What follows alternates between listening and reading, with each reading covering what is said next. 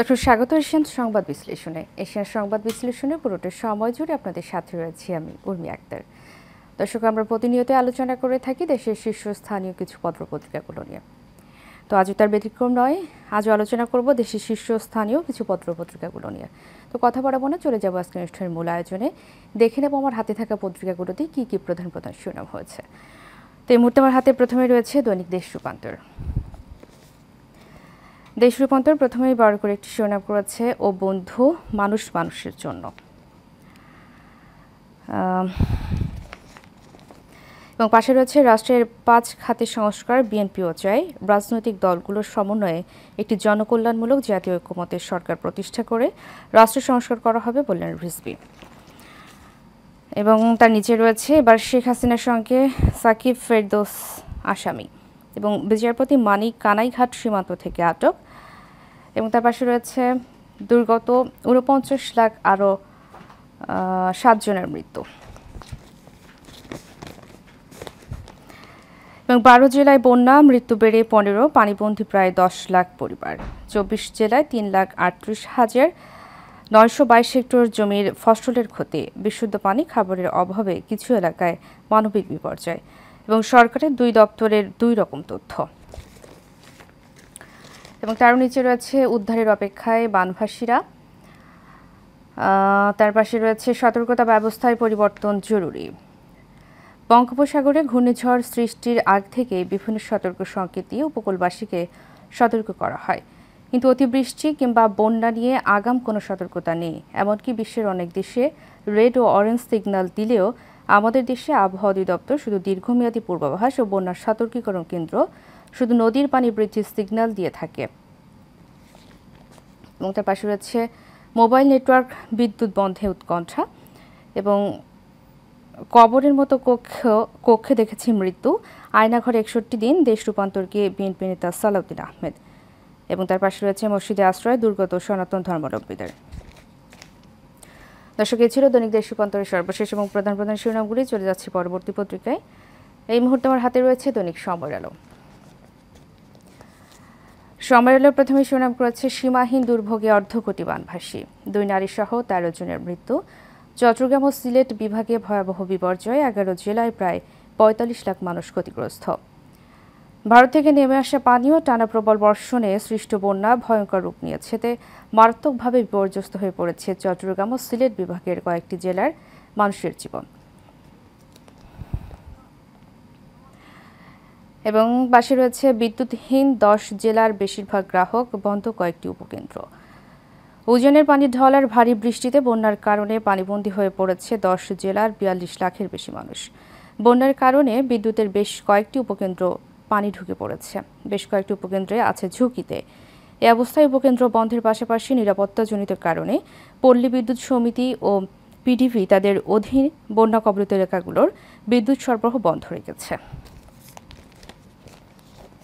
এবং নিচে দেখতে পাচ্ছি, স্বস্তি এলো না বাজারে, আলু, পেঁয়াজ, গরুর মাংস সহ ভোগ্য পণ্যের দাম এখনও অনেক চড়া। চালের দাম ফের বেড়েছে কেজিতে 2 থেকে 3 টাকা, সবজির দামও আবার বেড়েছে, মুরগি ও ডিমের দাম কমছে। তার পাশে রয়েছে, বন্যার্তদের সহায়তায় প্রধান উপদেষ্টা ত্রাণ তহবিলে অনুদান পাঠানোর আহ্বান। বন্যা দুর্গত মানুষের পাশে দাঁড়ানোর জন্য প্রধান উপদেষ্টা ত্রাণ ও কল্যাণ তহবিলে অনুদান প্রদানের আহ্বান জানিয়েছেন সরকার। শুক্রবার প্রধান উপদেষ্টার প্রেস সচিব শফিকুল আলমের পাঠানো এক সংবাদ বিজ্ঞপ্তিতে বলা হয়, অনেকে বন্যার্তদের পাশে দাঁড়ানোর আগ্রহ দেখাচ্ছেন। সরকার তাদের এই মহতী আগ্রহকে স্বাগত জানায়। এবং তার পাশে রয়েছে, বন্যা কবলিত এলাকায় স্বাস্থ্যকর্মীদের ছুটি বাতিল, 2 বিভাগে কাজ করছে 1196 মেডিকেল টিম। এবং জঙ্গলে লুকিয়েও রক্ষা হলো না বিচারপতি মানিকের। তার পাশে রয়েছে, ফেরদৌস ও সাকিবের বিরুদ্ধে হত্যা মামলা।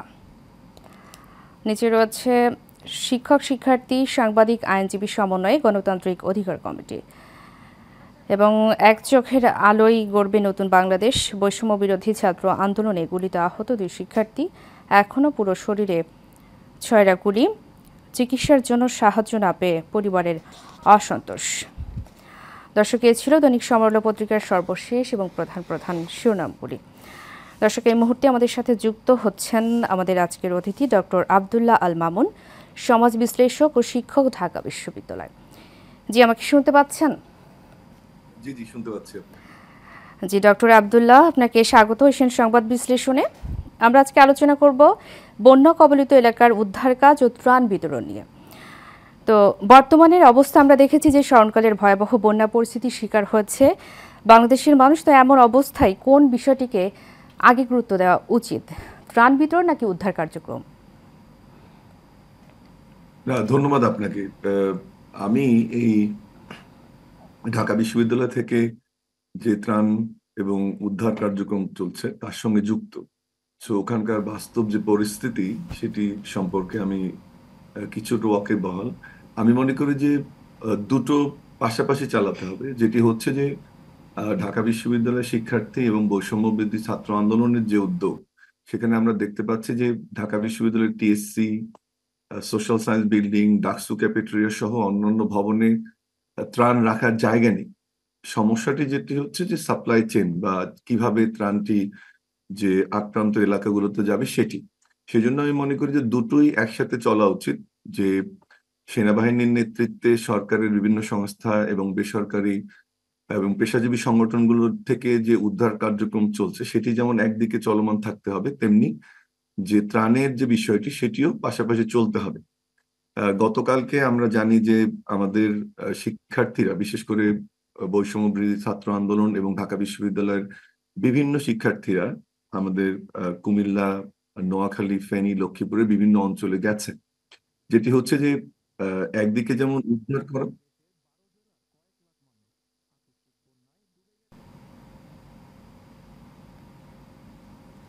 আপনি কি আমাকে শুনতে পাচ্ছেন? জি জি, আমরা শুনতে পাচ্ছি, আপনি বলুন। আমি একটা নয়েজ শুনতে পাচ্ছিলাম।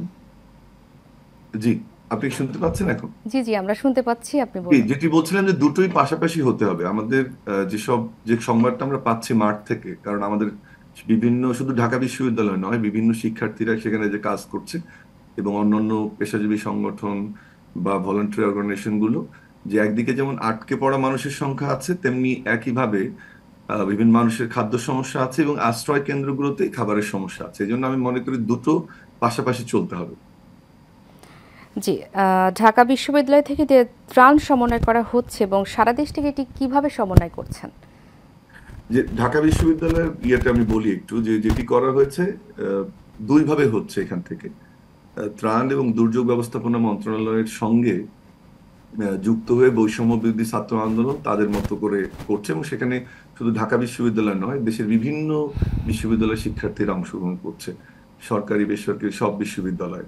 যেটি করা হচ্ছে যে মন্ত্রণালয়ের সঙ্গে যোগাযোগ করে আপনার একটা সাপ্লাই চেইন ডেভেলপ করার চেষ্টা করা হচ্ছে। যে শিক্ষার্থীরা ত্রাণ নিয়ে যাচ্ছে ট্রাকে করে, এবং পরবর্তীতে সেনাবাহিনী এবং স্থানীয় প্রশাসনের মাধ্যমে ত্রাণগুলো যে যে জায়গায় প্রয়োজন সেই জায়গাগুলোতে দেয়া হচ্ছে। এখানে একটি বিষয় গুরুত্বপূর্ণ, যে অনেক এলাকাতে স্রোত অনেক বেশি এবং ছোট্ট ডিঙ্গি নৌকা বা ছোট নৌকায় পৌঁছানো খুবই দুঃসাধ্য। সেজন্য সেনাবাহিনী বা স্থানীয় প্রশাসনের সহায়তা নেওয়া হচ্ছে। আরেকটা হচ্ছে যে গতকাল থেকে আমার জানা মতে যে টিওনো এবং ডিসি অফিসগুলো এর সঙ্গে যুক্ত হয়েছে।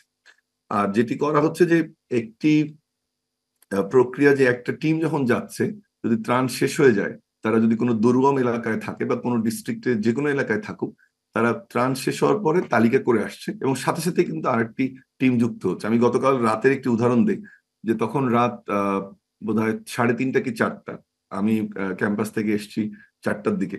তখন আমরা দেখলাম যে একটা টিম, একটা বাচ্চারা ত্রাণ বিতরণ শেষে জাস্ট ফিরেছে, আবার ত্রাণ নিয়ে আরেকটা ট্রাকে উঠেছে। সো দৃশ্যটা এরকম যে বিরামহীন ভাবে আমাদের শিক্ষার্থীরা সহ অন্যান্য যে শিক্ষার্থীরা এটাতে ইনভলভ, তারা কাজ করার চেষ্টা করছে।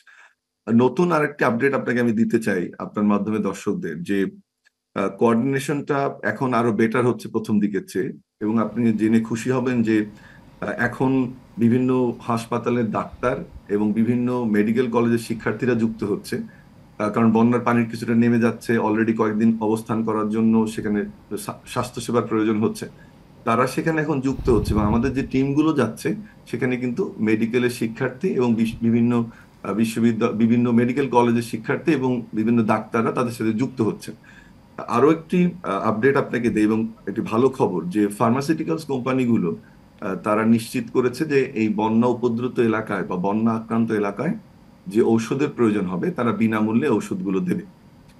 আর আপনি জানেন হয়তোবা যে গত কয়েকদিনে যে টিএসসি কেন্দ্রিক ত্রাণ সংগ্রহ ছিল সেটি তো চলমান রয়েছে, এবং এটি একটি অভূতপূর্ব দৃশ্য। আসলে চোখে না দেখলে বিশ্বাস করা যাবে না যে টিএসসির পুরো এলাকা, বারান্দা, ভবন, শেষ করে এখন social science building, DUCSU cafeteria, ত্রাণের কোনো অভাব এই মুহূর্তে ঢাকা বিশ্ববিদ্যালয়ের যে সংগ্রহ সেখানে নেই।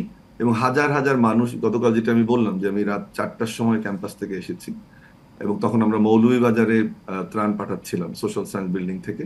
তখন আমি দেখেছি, যখন টিএসসি ঘুরে এসেছি আমি তখনও দেখেছি যে শত শত মানুষ ব্যক্তিগত উদ্যোগে, সাংগঠনিকভাবে, কেউ অর্থ, কেউ বিভিন্ন পণ্য, শুকনো খাবার, পানি, স্যানিটারি ন্যাপকিন, অন্য অন্য ম্যাটেরিয়াল সব কিছু দিয়ে যাচ্ছে। সো এখন সাপ্লাই চেনটা সঠিকভাবে পৌঁছানোটাই মূল চ্যালেঞ্জ। আমার মনে হয় পর্যাপ্ত ত্রাণ আছে, এবং অর্থ সংগ্রহের যে গতি প্রথম দিনে ছিল, তো সেখানে প্রায় 30-25 লাখ টাকা ছিল, গতকাল প্রায় 1 কোটি টাকার কালেকশন হয়েছে। তো সব দিক থেকে সংগ্রহ এবং মজুদ খুব ভালোভাবে হচ্ছে। আমাদের যেটি করতে হবে যে ত্রাণ যেন বিভিন্ন এলাকায় পৌঁছে, সেই জায়গাটাতে সরকারি এবং বেসরকারি উদ্যোগের আমি মনে করি যে সমন্বয় প্রয়োজন। জি, ডক্টর আব্দুল্লাহ আল মামুন, অসংখ্য ধন্যবাদ আপনাকে আমাদের সাথে যুক্ত হওয়ার জন্য। দর্শক, আমাদের সাথে যুক্ত ছিলেন সমাজ কল্যাণ বিশ্লেষক ও শিক্ষক, ঢাকা বিশ্ববিদ্যালয়, ডক্টর আব্দুল্লাহ মামুন। এর সাথে নিচ্ছি একটি বিরতি, ফিরছি কিছুক্ষণ পর, সাথে থাকুন। দর্শক, বিরতি শেষে আবার স্বাগত আমাদের প্রতিদিনের আয়োজন এশিয়ান সংবাদ বিশ্লেষণে। এশিয়ান সংবাদ বিশ্লেষণে পুরোটা সময় জুড়ে আপনাদের সাথে রয়েছে আমি উর্মি আক্তার। দর্শক, এই মুহূর্তে আমার হাতে আরও কিছু পত্রিকা রয়েছে, দেখে নেব সেগুলির প্রধান প্রধান শিরোনামগুলি। তো এই মুহূর্তে আমার হাতে রয়েছে দৈনিক জনকণ্ঠ। জনকণ্ঠ একটি বড় করে শিরোনাম করেছে, লাখ লাখ লোক পানিবন্দী, কুমিল্লা ও মৌলভীবাজারে বাঁধে ভাঙন, জলোচ্ছ্বাস ও অতি জোয়ারে প্লাবিত সুন্দরবন, ক্ষতিগ্রস্ত ৪৫ লাখ মানুষ। এবং তার পাশে রয়েছে, বন্যায় এ পর্যন্ত ১৫ জনের মৃত্যু, এবং 4 অর্ধশতকে দারুণ জবাব বাংলাদেশের, রাওয়ালপিন্ডি টেস্ট। এবং ডান দিকে রয়েছে, ফেনীর বন্যা কবলিত এলাকা পরিদর্শন করলেন সেনাপ্রধান। ফেনীর পরশুরামে বন্যা কবলিত এলাকা শুক্রবার পরিদর্শন করেছেন সেনাবাহিনীর প্রধান জেনারেল ওয়াকারুজ্জামান। পরিদর্শনকালে তিনি কুমিল্লা সেনানিবাসে বন্যা পরিস্থিতি মোকাবেলায় সেনাবাহিনীর বিবিধ কার্যক্রম সম্পর্কে অবহিত হন। এবং নিচে রয়েছে, শেখ হাসিনার বিরুদ্ধে আরও 3 হত্যা মামলা। সাবেক প্রধানমন্ত্রী শেখ হাসিনার সহ দেশের বিভিন্ন জেলায় আওয়ামী লীগ অঙ্গ সংগঠনের আরও 3,000-এর বেশি নেতাকর্মীর বিরুদ্ধে মামলা হয়েছে। এর মধ্যে নারায়ণগঞ্জের সোনারগাঁও ও গাজীপুরে শেখ হাসিনার সহ 1,000 জনের নামে পৃথক 3টি হত্যা মামলা হয়েছে। এবং নিচে রয়েছে, ত্রাণ সহায়তা দিতে ঢাবির ছাত্র জনতার ঢল। এবং তার পাশে রয়েছে, একই হত্যা মামলায় আসামি সাকিব, ফেরদৌস ও সুমন। এবং 10 জেলায় মানুষ বিদ্যুৎ বিচ্ছিন্ন, ফেনীর সব উপকেন্দ্র বন্ধ, মোবাইল নেটওয়ার্ক কাজ করছে না। এবং নিচে রয়েছে, সাবেক বিচারপতি মানিক ও সাবেক চিফ হুইপ ফিরোজ গ্রেফতার। এবং মার্কিন বাজারে জিএসপি সুবিধা ফিরে পাওয়ার উদ্যোগ, ডক্টর ইউনূসের ইমেজ কাজে লাগানোর তাগিদ। দর্শক, এ ছিল দৈনিক জনকণ্ঠ পত্রিকার সর্বশেষ এবং প্রধান প্রধান শিরোনামগুলি। চলে যাচ্ছি পরবর্তী পত্রিকায়। এই মুহূর্তে আমার হাতে রয়েছে দৈনিক কালের কণ্ঠ। কালের কণ্ঠ একটি বড় করে ছবি প্রকাশ করেছে এবং লিখেছে, মানুষ বড় কাঁদছে, তুমি মানুষ হয়ে পাশে দাঁড়াও। এবং নিচে রয়েছে, ভয়াবহ বন্যায় অসহায় মানুষের বেঁচে থাকার লড়াই, 11 জেলায় বন্যা। বন্যায় আক্রান্ত প্রায় ৪৫ লাখ মানুষ, ঘর বাড়ি, রাস্তাঘাট তলিয়ে পড়ায় বিপাকে তারা। এ পর্যন্ত 13 জনের মৃত্যুর খবর, খোলা আকাশের নিচে দিন কাটছে অনেকের। এবং বিদ্যুৎহীন হয়ে পড়েছে 11 লাখ গ্রাহক, সুপেয় পানি ও খাদ্য সংকট দুর্গত এলাকায়। এবং উদ্ধার তৎপরতায় 3 বাহিনী, পুলিশ, র্যাব, বিজিবি ও ফায়ার সার্ভিসের সঙ্গে স্বেচ্ছাসেবীরাও। এবং হবিগঞ্জে সৈয়দ রিজওয়ানা পানি ছাড়ার আগে জানানোর বিষয়টি পালন করেন ভারত। এবং মহাসড়কে আটকা হাজারো মানুষ, মহাদুর্ভোগে ঢাকা চট্টগ্রাম ফেনী অংশ। এবং নিচে রয়েছে, ফেনীতে 90% মোবাইল টাওয়ার কাজ করছে না এবং অল্প সময়ের মধ্যে অতিমাত্রায় ভারী বৃষ্টিপাত বিশেষজ্ঞদের মতে বন্যার মূল কারণ। উজানের ভারতে ও দেশের ভেতরে অতিবৃষ্টি, উজানের ঢল এসে প্লাবিত করেছে ভাটি অঞ্চল। 1 সপ্তাহে ত্রিপুরায় গড় বৃষ্টি 300% বেশি, নদ নদীর পানির রেকর্ড উচ্চতায়। এবং তার পাশে রয়েছে বন্যার্তদের সহায়তায় রাজনৈতিক ধর্মীয় পরিচয় নয়। দেশের বন্যা দুর্গত মানুষের সহায়তায় রাজনৈতিক বা ধর্মীয় পরিচয় না দেখার আহ্বান জানিয়েছেন বিএনপির ভারপ্রাপ্ত চেয়ারম্যান তারেক রহমান। গতকাল শুক্রবার এক ভিডিও বার্তায় দলীয় নেতাকর্মীদের উদ্দেশ্যে তিনি আহ্বান জানান। এবং তার পাশে রয়েছে মহৎ কাজে তারা ৩ বাহিনী সহ পুলিশ, র্যাব, বিজিবি ও ফায়ার সার্ভিস। দর্শক, এই ছিল দৈনিক কালের কণ্ঠ পত্রিকার সর্বশেষ এবং প্রধান প্রধান শিরোনামগুলি। চলে যাচ্ছি পরবর্তী পত্রিকায়। এই মুহূর্তে আমার হাতে রয়েছে দৈনিক যুগান্তর। যুগান্তর একটি বড় করে শিরোনাম করেছে, দুর্গত এলাকায় মানবিক বিপর্যয়, 11 জেলায় 45 লাখ মানুষ ক্ষতিগ্রস্ত, খাবার ও বিশুদ্ধ পানির হাহাকার, মৃত্যু 13। বুড়িচংয়ে গোমতীর বাঁধ ভেঙে 200 পরিবার ঘর ছাড়া। অনেকটা হঠাৎ করে তলিয়ে গেছে দেশের 11 জেলা, কারো কোনো প্রস্তুতি ছিল না। ফলে বাড়িঘর, সহায় সম্বল ফেলে পরিবারের সদস্যদের নিয়ে নিরাপদ আশ্রয়ে ছোটেন মানুষ।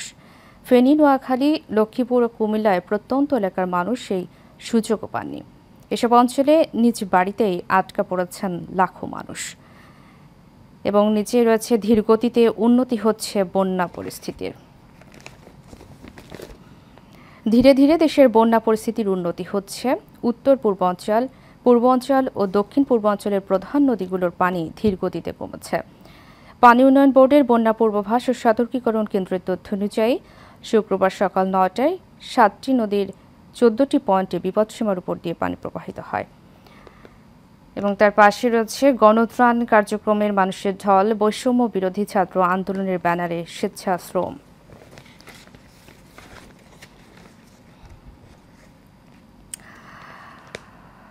দেশের বিভিন্ন স্থানে বন্যা কবলিতদের জন্য আয়োজিত গণত্রাণ কার্যক্রমে মানুষের ঢল নেমেছে।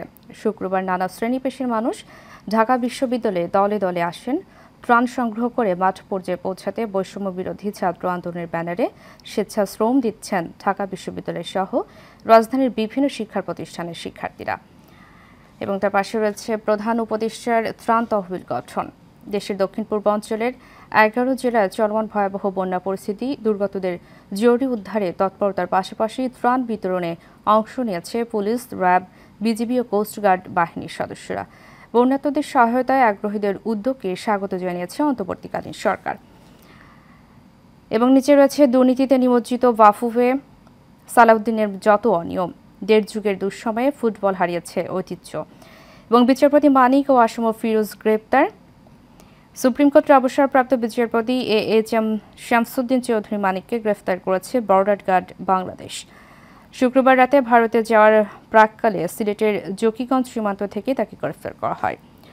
এবং তার পাশে রয়েছে, শেখ হাসিনার বিরুদ্ধে আরও 12টি হত্যা মামলা। এবং পাশে রয়েছে, আসুন আমরা সবাই বানভাসী মানুষের পাশে দাঁড়াই। সরকারের পাশাপাশি বেসরকারি television company, helicopter, trawler, speed boat ও ইঞ্জিন চালিত নৌকার মালিকগণ পানিবন্দী মানুষকে উদ্ধারে এগিয়ে আসুন। বন্যা কবলিত এলাকায় শুকনা খাবার, চিড়া, মুড়ি, বিস্কিট, বিশুদ্ধ পানি, খাবার, স্যালাইন, পানি বিশুদ্ধকরণ ট্যাবলেট ইত্যাদি দ্রুত বিতরণের ব্যবস্থা করুন। এবং মোবাইল নেটওয়ার্ক, বিদ্যুৎ চালু করার ব্যবস্থা করুন। আল্লাহ আমাদের সহায় হন। কুমিল্লা জেলা সমিতি। দর্শক, এই ছিল দৈনিক যুগান্তরের সর্বশেষ এবং প্রধান প্রধান শিরোনামগুলি। সবগুলো পত্রিকাতেই একটি বিষয় নিয়ে কথা হচ্ছে, যেটি হচ্ছে বন্যার খবর, যে দুর্গত এলাকায় মানবিক বিপর্যয় এবং 11 জেলায় 45 লাখ মানুষ ক্ষতিগ্রস্ত, খাবার এবং বিশুদ্ধ পানির জন্য হাহাকার এবং মৃত্যু 13। দর্শক, এই ছিল আজকের মতো এখানে শেষ করছি। দেখা হবে আগামীকাল একই সময় একই অনুষ্ঠানে। ততক্ষণ পর্যন্ত ভালো থাকুন, সুস্থ থাকুন। আল্লাহ হাফেজ।